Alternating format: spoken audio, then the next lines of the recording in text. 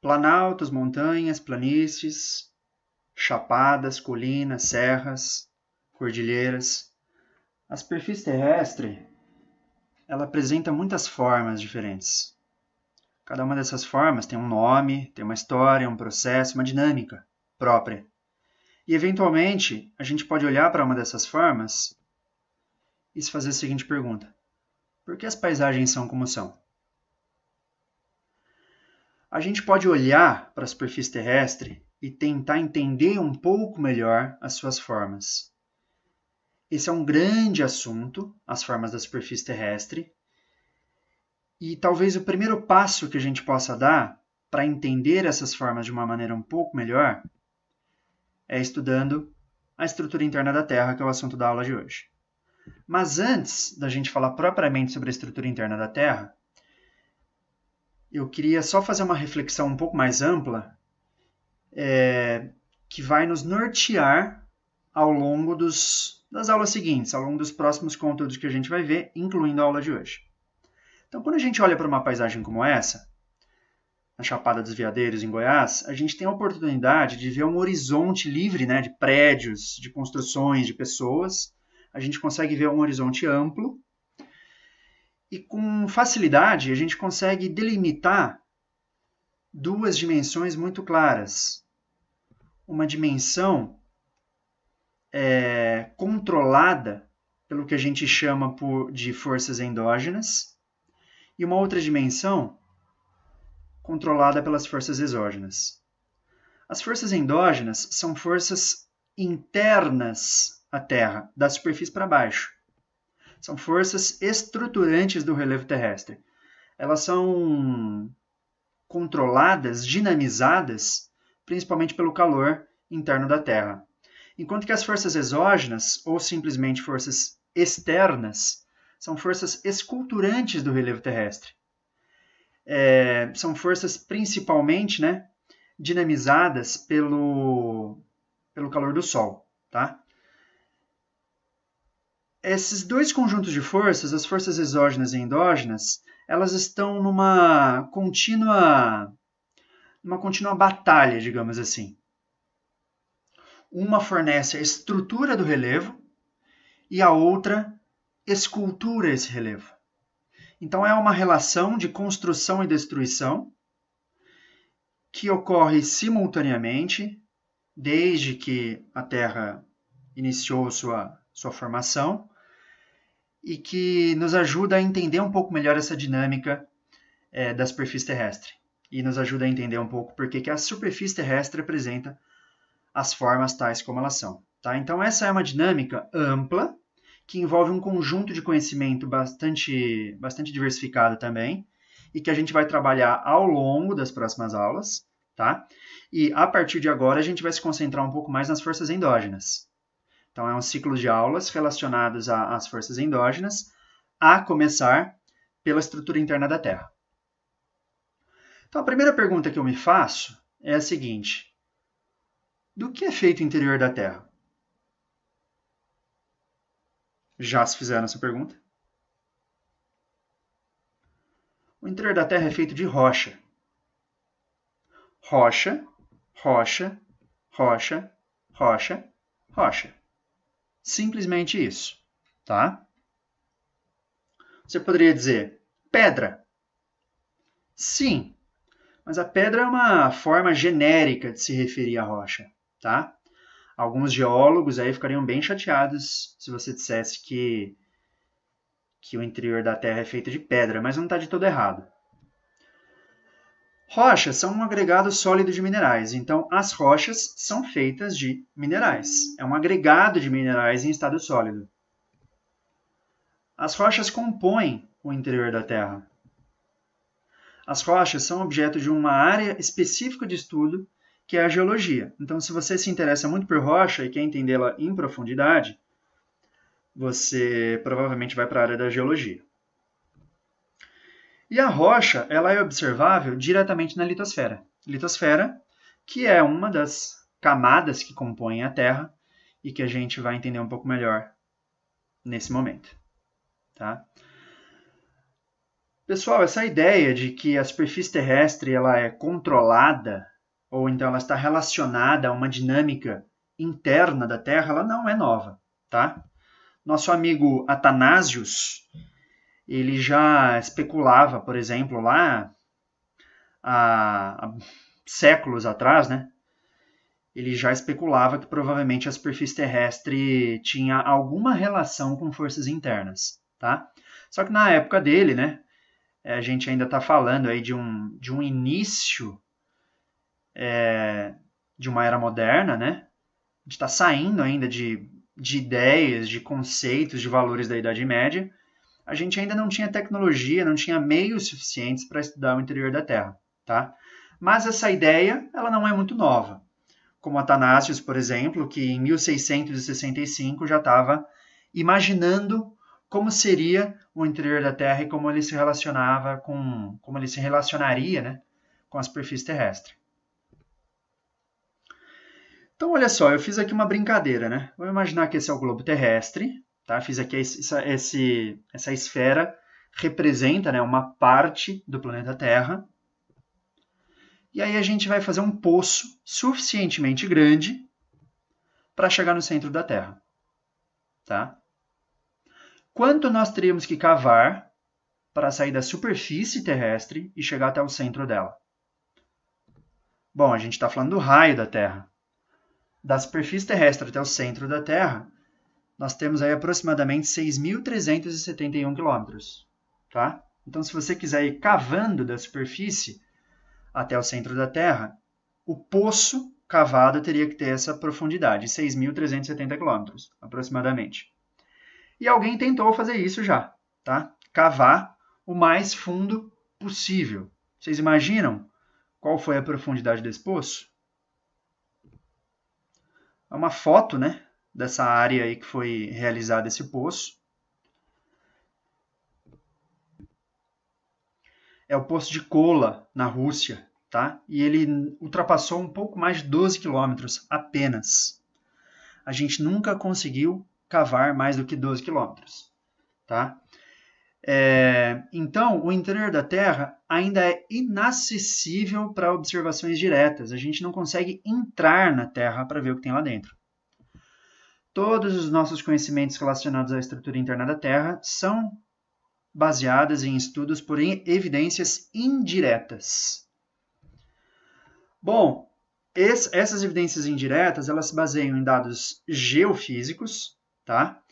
E quem vai estudar isso é a sismologia, o geomagnetismo, a geotermometria, a gravimetria, que são áreas de estudos dedicadas às evidências que a Terra indiretamente nos oferece. A gente pode estudar o magma exposto por meio de vulcões, tá?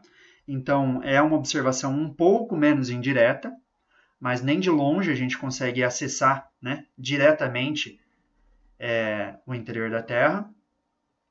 E as rochas expostas em minas profundas.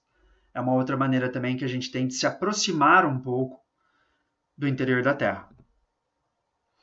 Então, olha só, esse esquema, né, que a gente tem nesse slide aqui. Ele mostra um pouco o processo de formação de grandes massas, tá? E se a gente observar especificamente esse trecho circulado no slide, né, a gente pode contar um pouquinho sobre o processo de formação da Terra, tá? Essa é uma teoria que surgiu, né, lá no século XIX, que é a teoria da acreção de material meteórico, ou seja, os materiais eles foram se juntando gradativamente em função da atração gravitacional. Esses materiais foram se formando. Essa é uma teoria que surgiu no século XIX, mas ela só conseguiu ser quantificada, né, em 1969, então não faz muito tempo, por um cientista russo também chamado Safronov, tá? E o que ela diz, né? Ela diz que esse processo de juntamento de material é por meio do impacto, né, dos planetésimos, ou seja, são massas rochosas aí não muito extensas, Essas massas rochosas podem ter aí até 100 quilômetros de extensão, o que é bastante, mas em comparação a um planeta não é tanto assim. Então, esse processo de acreção, né, de juntamento de material, por meio de impactos, em função do decaimento radioativo dos materiais que estavam sendo juntados, e em função da contração gravitacional, leva a um aumento de temperatura. Tá?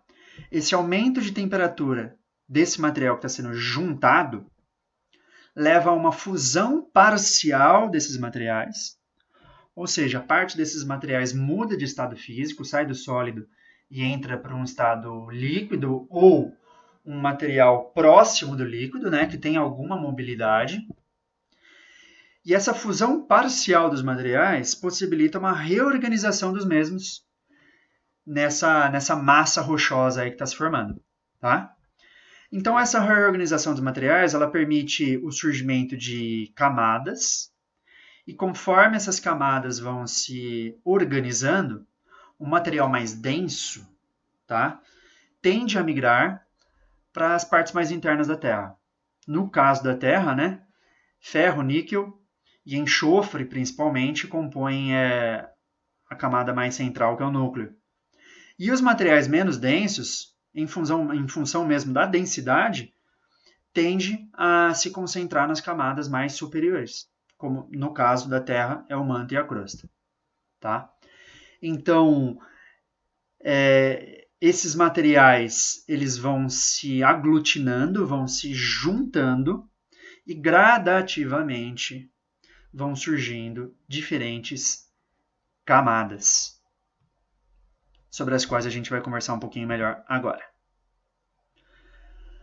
Mas antes, como é que a gente faz para chegar, né, ao entendimento de que a Terra é composta por camadas? Por meio da sismologia, que é o estudo dos sismos, por meio de das ondas propagadas pelos sismos. Sismo, pessoal, simplesmente é um tremor, tá?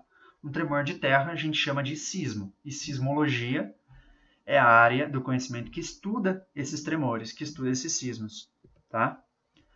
Bom, aqui ó, a gente tem um aparelho chamado sismógrafo, que é o aparelho que mede, né, que registra os sismos, e a gente vê o registro desses sismos no chamado sismograma. Tá? Aqui o detalhe, né? Uma foto um pouco mais detalhada de um sismógrafo e de um sismograma sendo registrado, né? Aqui especificamente um sismograma, né? Numa plataforma digital.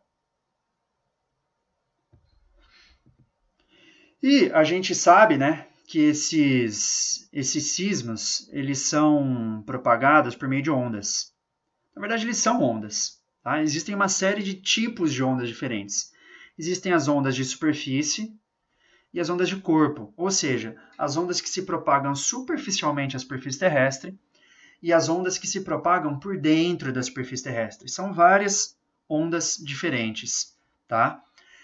A gente vai se concentrar em duas delas, que são as mais importantes, pelo menos nesse debate que a gente está fazendo agora, tá?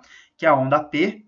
Por que a onda P? Porque ela se propaga mais rápido, ela chega primeiro, tá? E ela só se propaga em sólidos e líquidos. E tem as ondas que a gente chama de onda S, tá? Que são as ondas secundárias.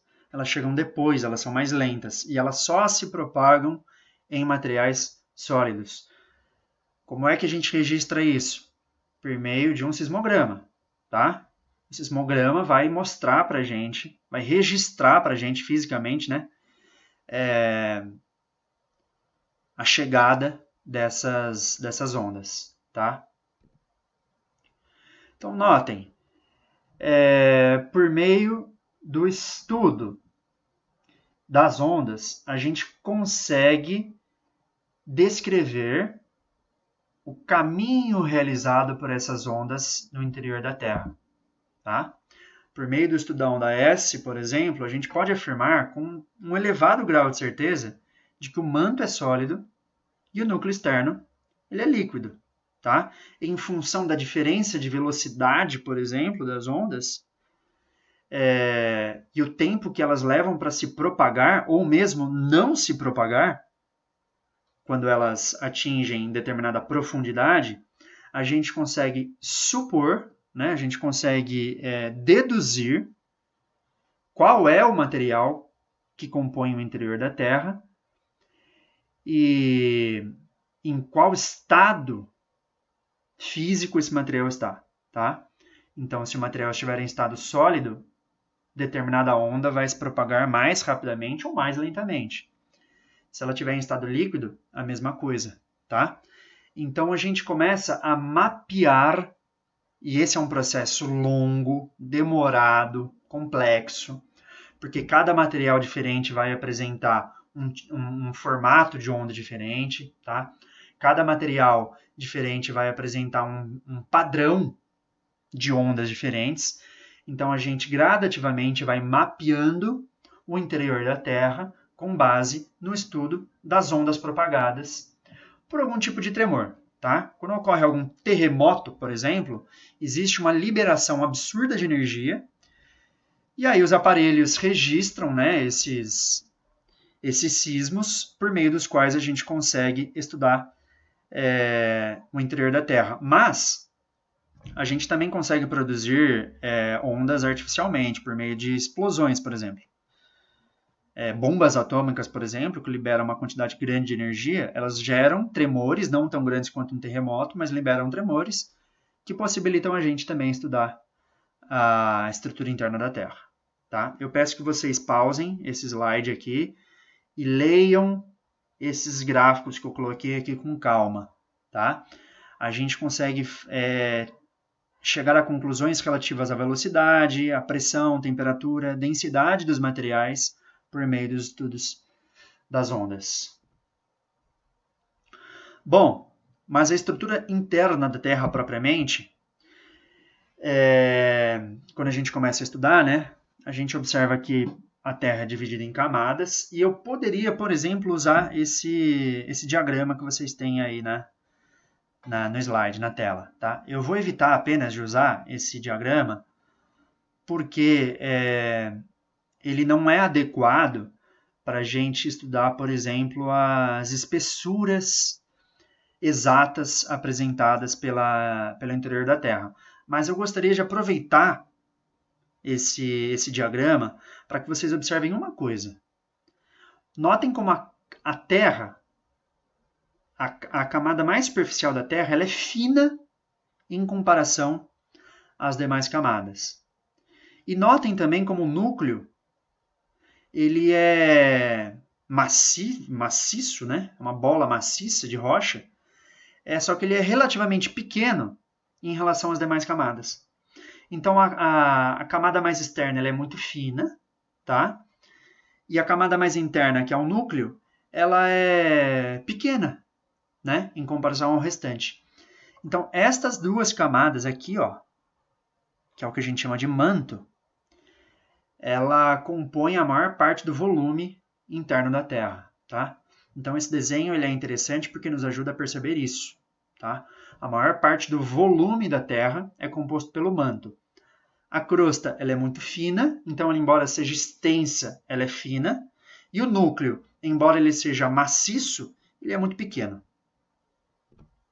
Bom, mas a gente vai buscar uma representação do interior da Terra um pouco mais precisa, né? E aí, eu quero também que vocês pausem esse slide, observem esse slide com um pouco mais de tranquilidade, tá? A gente pode observar o interior da Terra com base em duas classificações diferentes. Uma classificação geoquímica, ou simplesmente uma classificação química da Terra, ou seja, quimicamente como os materiais estão organizados, ou uma classificação geodinâmica, ou física da Terra. Qual é o estado físico dos materiais que compõem a Terra? Então, como assim, professor? Metade da Terra a gente classifica de forma química e a outra metade a gente classifica de forma física? Não! A Terra é uma só. E a Terra ela é composta de rochas. Tá? Só que se a gente olhar para a Terra do ponto de vista químico, a gente consegue identificar um conjunto de camadas. Se a gente olha para o interior da Terra, não do ponto de vista químico, mas do ponto de vista físico, o estado da matéria que compõe as diferentes camadas, a gente vai ver que as camadas elas não são idênticas, tá? Então, quimicamente a gente enxerga uma coisa e fisicamente a gente enxerga outra, certo? Esse desenho, ele vale a pena ser observado com calma, tá? Mas eu fiz um esquema um pouco mais didático, digamos assim, para a gente conseguir diferenciar química e dinamicamente, ou química e fisicamente o interior da Terra, tá? Quimicamente falando, a gente pode dividir a Terra em três. Crosta, e a crosta ela tem uma espessura que vai de 5 a 10 km mais ou menos até 35, 70 km, tá? Então ela não é muito espessa, né? Nós temos uma segunda camada que é o manto, e esse manto é dividido em manto superior, zona de transição e manto inferior. A gente não vai se aprofundar nas características de cada uma dessas divisões internas, tá? E nós temos o núcleo. O núcleo também é dividido em núcleo externo e núcleo interno, tá? O núcleo externo, por exemplo, ele está a uma profundidade aproximadamente de 2.900 quilômetros. E notem, eu identifiquei aí 3 nomes, né? Mohorovic, Gutenberg e Lyman. O que é isso? Isso aí são as descontinuidades. Esses 3 senhores foram eles que perceberam, por meio de estudos geofísicos, né, dentre eles a sismologia, que havia uma diferença muito grande de velocidade e de pressão dentro da Terra.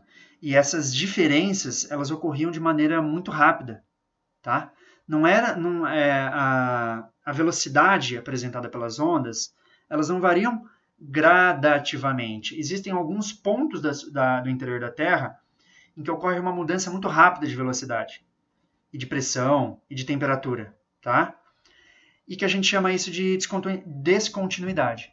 Tá? Há uma descontinuidade entre uma camada e outra, e é essa descontinuidade que justamente nos permite identificar as mudanças de camadas. Tá?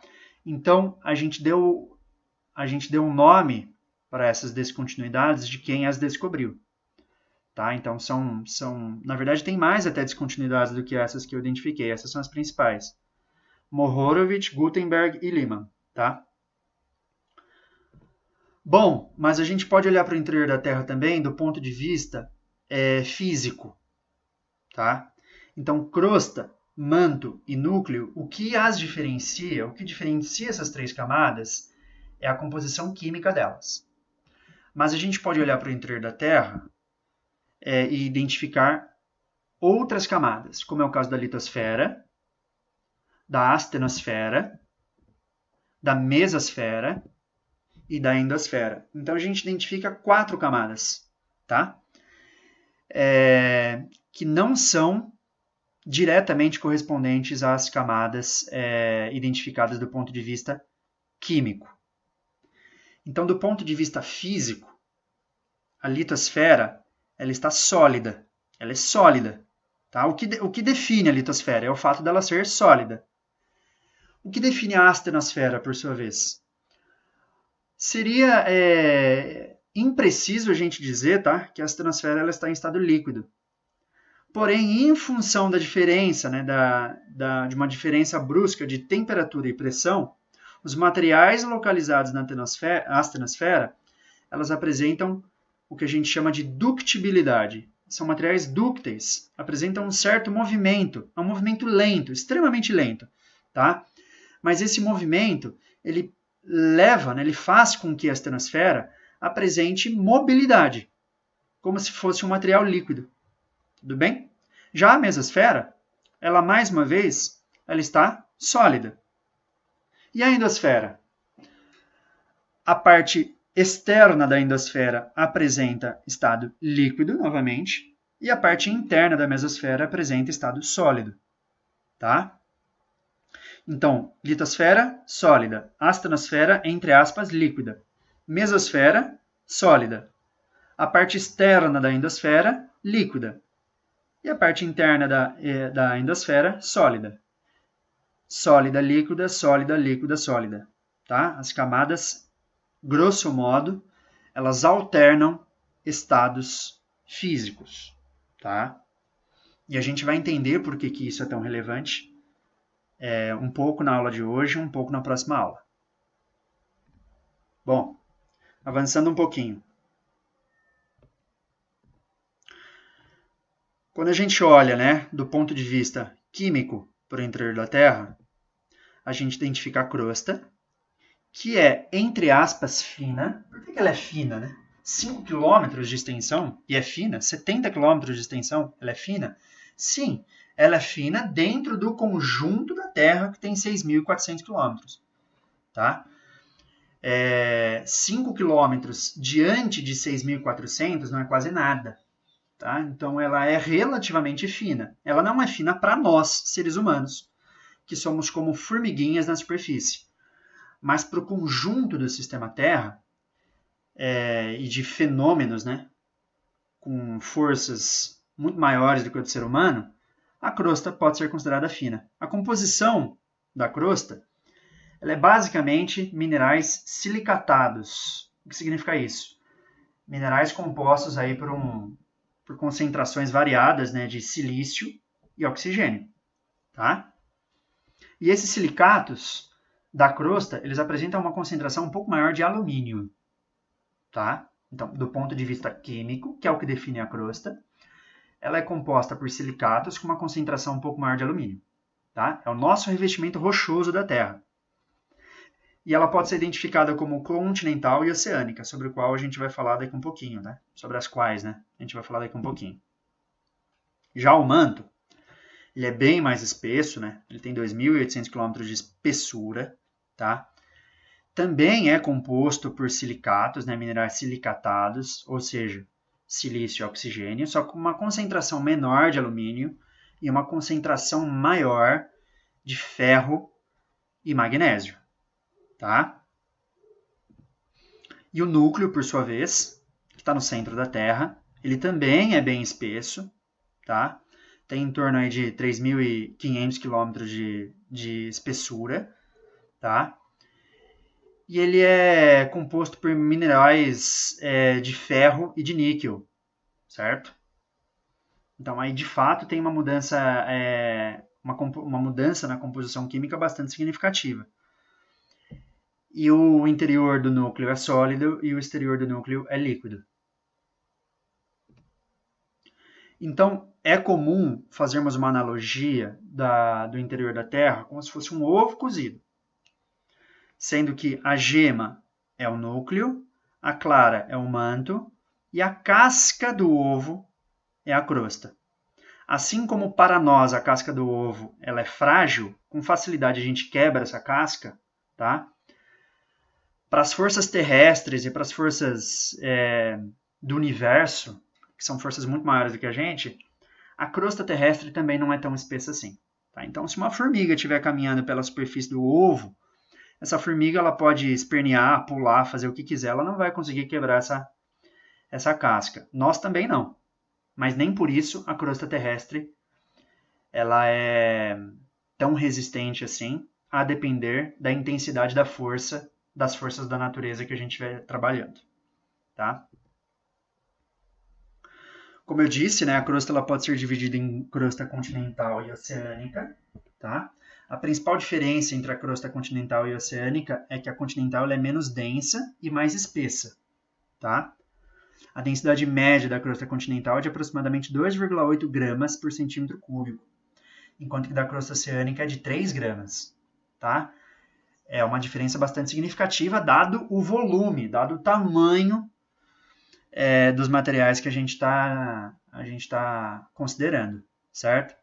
A crosta, ela é, grosso modo, né, genericamente formada por granitos, enquanto que a crosta oceânica ela é formada por basaltos. São rochas muito mais jovens. Tá? A crosta oceânica em nenhum ponto vai ter mais do que 200 milhões de anos. Isso é pouco, professor? Sim, isso é pouco se a gente considerar o tempo geológico. Né? O tempo geológico ele não trabalha com centenas, com décadas, centenas de anos. Ela trabalha com centenas de milhões de anos, com bilhões de anos. Então, quando a gente coloca dentro dessa escala de tempo, 200 milhões de anos é muito pouco. Tá? Já a crosta continental apresenta rochas que datam do início da formação da Terra, aproximadamente 4 bilhões e meio de anos atrás. Então, a crosta continental apresenta rochas muito antigas, principalmente no seu interior, né? Não tanto na superfície, embora também na superfície, mas no interior da crosta continental a gente vai ter rochas, pode ter rochas, muito, muito antigas e menos densas. Enquanto que a crosta oceânica, que tem uma concentração um pouco maior de ferro e magnésio, né? Ela é um pouco mais densa, tá? E também muito mais jovem, formada basicamente por basaltos, tá? Mas, vale a pena aqui eu fazer uma observação breve. Quando a gente olha quimicamente, a parte mais superior da Terra, né, do interior da Terra, é formada pela crosta e pelo manto superior, que é uma parte do manto. Se eu olho do ponto de vista físico, a parte mais superior do interior da Terra, né, é formada pelo que a gente chama de litosfera e a astenosfera. Essas duas camadas, né, do ponto de vista químico, e essas duas camadas do ponto de vista físico, elas não são a mesma coisa. Isso é muito importante que a gente observe, tá? A crosta e a parte superior do manto superior, ou seja, você pega a parte mais próxima da crosta do manto superior, essas duas, a parte superior do manto superior e a crosta somadas, resultam no que a gente chama de litosfera. Tá? E a litosfera, ela é a parte sólida, do ponto de vista físico, é a parte sólida do interior da Terra. Então, se a gente está falando em casca da Terra, casca entre aspas, né? Se a gente pudesse identificar, né, alguma coisa no interior da Terra como casca, essa casca ela não seria propriamente a crosta, tá? Ela seria a litosfera. Porque o manto superior, como um todo, ele não é totalmente sólido. Ele é parte sólido e parte, entre aspas, líquido. Apresenta ductibilidade, tá? E que parte que é essa que apresenta essa característica de ser mais dúctil? É a parte superior do manto superior. Então a gente soma a crosta com a parte superior do manto superior e tem uma camada de fato sólida, tá? Que é a litosfera. E abaixo dela nós temos uma camada que não é tão sólida, que é sólida, mas apresenta um movimento, que é a astenosfera, certo?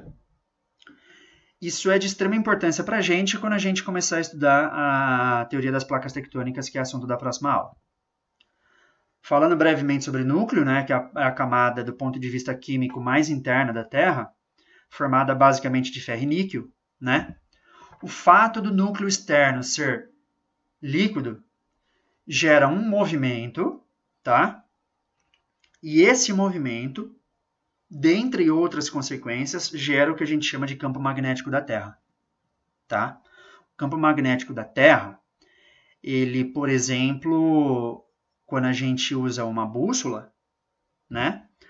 Quando a bússola aponta para o norte, na verdade ele está apontando para o sul magnético da Terra. Ele não está apontando propriamente para o polo norte geográfico. Tá? Então, quando a gente pega o eixo da Terra, né, a Terra realiza um movimento de rotação, que é girar em torno do próprio eixo. Quando a gente pega uma bússola e a bússola aponta para o norte, a bússola não está apontando exatamente para o norte geográfico. Ela está apontando, na verdade, para o sul magnético da Terra. Então, o sul magnético da Terra, né, o polo sul magnético da Terra, está mais ou menos próximo do norte geográfico, mas não são a mesma coisa, certo? Então, se você pega a sua bússola e caminha em linha reta em direção ao norte, você não vai chegar exatamente no polo norte. Não vai dar errado isso, tá? Você está indo para o polo sul magnético da Terra, que não corresponde diretamente, mas apenas aproximadamente ao norte geográfico. Mas o campo magnético da Terra também é útil para nos proteger dos raios solares, né? A quantidade de energia, de radiação solar emanada pelo Sol e que atinge a Terra é brutal. É muito grande mesmo, tá? E esses raios solares, eles provavelmente, se chegassem livremente na superfície terrestre, tornariam impossível ou improvável o desenvolvimento de vida ou de pelo menos vida complexa como a nossa na superfície terrestre, tá? No entanto, nós estamos aqui e um dos fatores é a existência dessa magnetosfera, desse campo magnético que leva os raios solares a desviarem, tá, da superfície terrestre. Então, essa quantidade absurda de radiação que chega na superfície terrestre, ainda assim, é uma parte ínfima do que chegaria caso o campo magnético da Terra não existisse. Campo magnético esse que só existe graças ao movimento do núcleo externo, certo? Bom, já estou encerrando. Eu gostaria de encerrar com essa imagem em síntese do interior da Terra, tá? Essa imagem em síntese, ela tem uma série de informações interessantes, como, por exemplo, essas variações bruscas, né, de pressão e temperatura, que são as descontinuidades, né? Elas mostram as profundidades, as velocidades, as densidades, e eu peço que vocês analisem com um pouco mais de paciência, tá, esse esquema, porque é em cima dele que na próxima aula a gente vai começar a falar sobre a teoria das placas tectônicas e sobre como a camada de fato sólida do interior da Terra, que é a litosfera, sobre a qual nós vivemos, sobre a qual nós caminhamos, a gente vai falar um pouquinho sobre essa litosfera e sobre a dinâmica dessa camada em relação às demais camadas. Tá? E como essa dinâmica ela interfere na nossa vida diretamente, né? Mas como é um pouco também essa dinâmica, o assunto da próxima aula vai ser esse. Tudo bem? Então, olhem esse gráfico, né, esse esquema com calma, tá? Eu não vou me aprofundar nele agora, mas ele é bastante relevante para a gente continuar o nosso trabalho. Tá bom? Muito obrigado. Eu encerro aqui.